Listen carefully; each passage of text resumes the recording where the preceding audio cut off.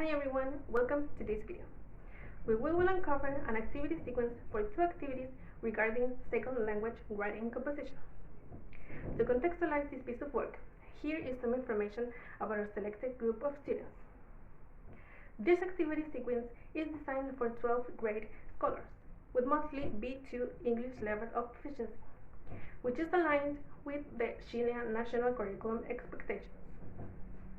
Most students have shown a motivated attitude towards English learning as technology is the main topic. As it was mentioned previously, we opted for the linguistic skill of writing due to the fact that the Ministry of Education states that argumentative, informative, and literary texts are a fundamental tool for developing efficiently in the working and academic world. Furthermore, it is stated that writing plays an essential role in preparing students for a real-world task, as critical and creative thinking are enhancing composition processes such as writing.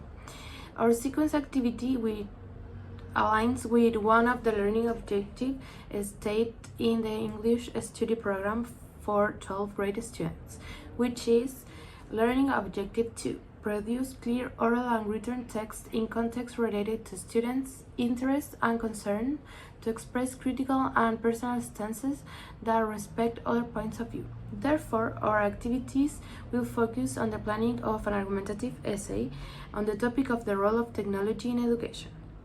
This also aligns with Unit 2 of the study plan that corresponds to communicating ideas through science and technology.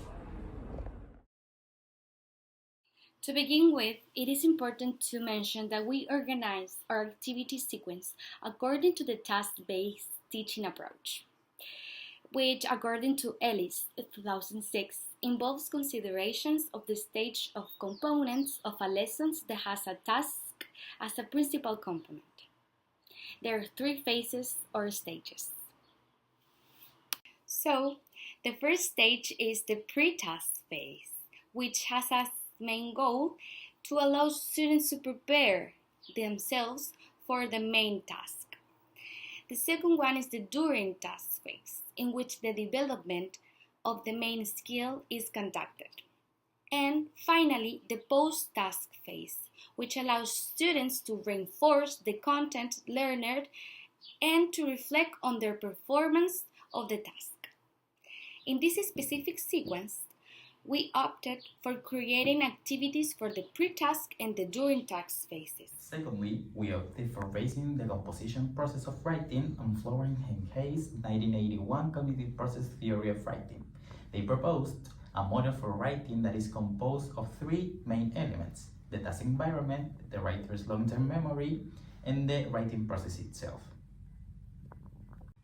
For the sake of this sequence activity, we decided to focus on the writing process component, specifically the self-composing process of planning. Due to the hierarchical and embedded structure of this model, planning has three sub-processes embedded within it: goal setting, generating ideas, and organizing.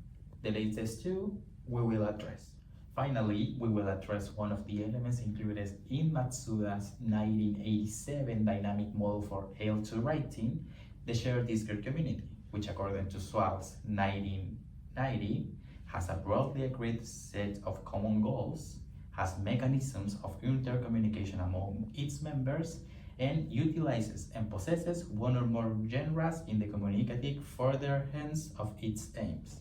The discourse community plays a significant role by enabling students to understand the features of the text they are expected to write, text structure, the expected language, and mechanisms for achieving the goal of the text. In this sense, writing attempting to write in a second language need to consider the social conventions about writing held in the discourse community for which they are writing. The writer can negotiate their access to the discourse community by becoming familiar with the discourse level conventions. In practice, before students begin writing, they should be aware of the guidelines that they will direct their writing composition towards an accurate product based on the discourse level conventions, defined, of course, by the discourse community they share with the reader. On terms of the didactic sequence, we have the pre-task, which aims to prepare students for the main task. we designed an activity that allows the students to activate their knowledge about the genre and the type of language they will need to use. As mentioned previously, this is based on Matsuda 1991, who states that writers should have knowledge of the shared discourse community to align with the discourse level conventions that surround the composition process. Therefore, writers need a preparation in these aspects before writing. To do so, we propose an activity divided into two parts. The first part is dedicated to activate the knowledge that students have about the specific genre. In this activity, students are expected to gain insight into the structure of the type of text they need to write, the argumentative essay. Students will be given strips of paper containing useful phrases that correspond to the parts of an argumentative essay, such as introduction, body paragraphs, and conclusion. Additionally, they will be provided with a sheet of paper that includes sections where the strips need to be organized according to the correct parts of the essay. Finally, they will have to state the function of each paragraph. This way, students will create a clear representation of the organization of the text they need to produce. They will recognize that the text should have a title, followed by an introduction, a thesis statement, and so on.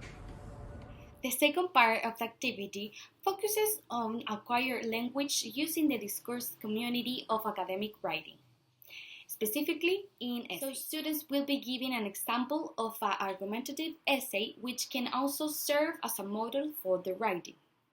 They will need to identify phrases, grammatical structures, or patterns that are from a formal register and are typically displayed in the genre. After that, students will be required to write down the phrases and use online softwares or other formal texts included in their English textbooks to look for other phrases. Also, a handout with more connectors will be provided too. Not only does this help students become familiar with the common language used in the genre, but these phrases can also be used in their own composition process. Following the sequence, we design an activity which is the main task that addresses the planning aspect of writing. According to Flower and Hayes 1981, planning involves the creation of a mental representation of the knowledge that will be included in the text. Process planning involves three subcognitive processes, which are: first, generating idea. In this process, the writer retrieves information from the long-term memory. Second, organizing, in which the writer gives a structure to the ideas that were retrieved. And finally, goal setting, that involves the establishment of procedural and content goals that guide the composition process. For generating ideas, students will have to mind map or brainstorm ideas depending on the point of view they adopt in relation to the given prompt of: should technology be used in education as a tool for learning? For instance, if a scholar thinks that technology can play a significant role in education, he or she will have to brainstorm ideas for arguments that support that claim. This can also be represented in the form of a mind map, with the topic as the central idea and subtopics that represent the arguments. In this way, a student can create a mental representation of the content that will be included in the text. As Flower and Hayes' 1981 cognitive theory process of writing model is a recursive one, it might be the case that the process of planning does not end here. Students can also generate idea when they are writing the actual text. For the second part, students will have to perform a similar task as in the pre-task phase. To address the organizing aspects of planning in the original model of Flower and Hayes, students will have to translate their brainstormed or mind map ideas into more structured language. Not perfect, but more complex ideas. Additionally, they will have to decide which one of those ideas can be included in different parts of the essay. For example, idea X could be helpful in the introduction to provide context, while idea Y can be developed in the first paragraph as the first reason supporting the stance. Finally, it's highly important to mention some of the strengths and the challenge of this sequence. Firstly, it can be recognized that this sequence focuses more on the process rather than the final product, while planning is the main task of this sequence and not writing the essay straight away. We provide students with opportunity to gain insight into the linguistic and the content requirements for the writing composition process. Therefore, students will feel more prepared to tackle the task. Secondly, we can state that students are provided with meaningful material that can enhance the comprehension of the writing task. For instance, providing a model or allowing them to look for useful language facilitates the achievement of the task. Students can use these tools as guidance to direct the composition process accurately. On the other hand, we recognize that one of the challenges of this sequence will be the diversification of strategies for generating ideas. We ask students to brainstorm or to create a mind map. However, more options for this process are desirable to address most students' learning styles and writing strategies.